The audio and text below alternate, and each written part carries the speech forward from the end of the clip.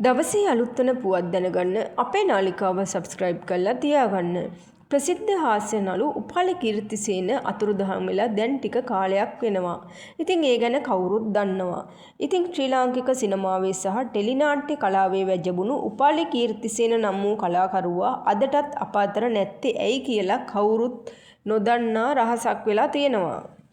1965 ජූනි මස 18 වෙනි දින මෙලොව එළිය දුටු උපාලිත් කීර්තිසේන තමන්ගේම වූ සුවිශේෂී රංගන විලාසයකින් ප්‍රේක්ෂක හදවත් දිනාගත් අයෙක්. ඔහු වේදිකාවේදී මෙන්ම තිරය පිටිපතද ප්‍රේක්ෂකයන් හිනැසූ චරිතයක් වූ නමුත් ඔහුගේ සැබෑ ජීවිතය නිමා වෙන්නේ කිසිවෙකුට සිතාගත නොහැකි ඛේදනීය අයුරින්. ඒ 2016 වසරේ පෙබරවාරි මාසයේදී ජාඇල ප්‍රදේශයේ මිතුරෙකුගේ සැලුන් එකකට ගිය උපාලි කීර්තිසේන එදිනෙන් පසු අතුරුදහන් කියලා තමයි ගොඩක් දෙනා කතා වුණේ.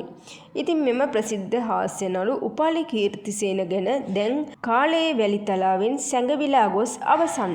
ඉතින් ඔහු සැලොන් එකට ගිය අවස්ථාවේ ලක්ෂ ගණනක් වටිනා රන්ආභරණ පැළඳ සිටි බවට පවුලේ සමාජිකයින් විසින් ප්‍රකාශ කරලා තිබුණා.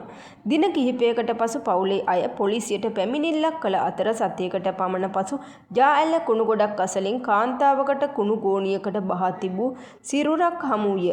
ඉතින් එය දැඩි ලෙස විකෘති වූ බැවින් හඳුනා ගැනීමට අපහසු තත්ත්වයක පැවතුණා.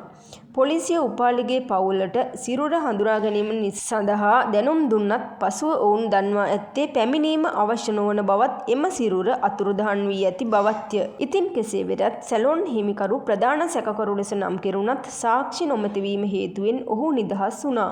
වසර 5කට අධික කාලයක් ගත වී ඇතත් උපාලි කීර්තිසේනට සිදු වූයේ කුමක්ද යන්න හෝ ඔහු ජීවතුන් අතර සිටින්නේද යන්න පිළිබඳව කිසිදු තොරතුරක් මෙතෙක් සොයාගෙන නොමැත.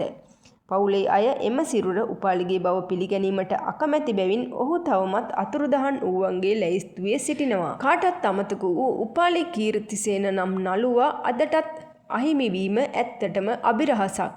ඉතින් මේ වගේ අලුත් තොරතුරු දැනගන්න අපේ නාලිකාව සබ්ස්ක්‍රයිබ් කරලා තියාගන්න.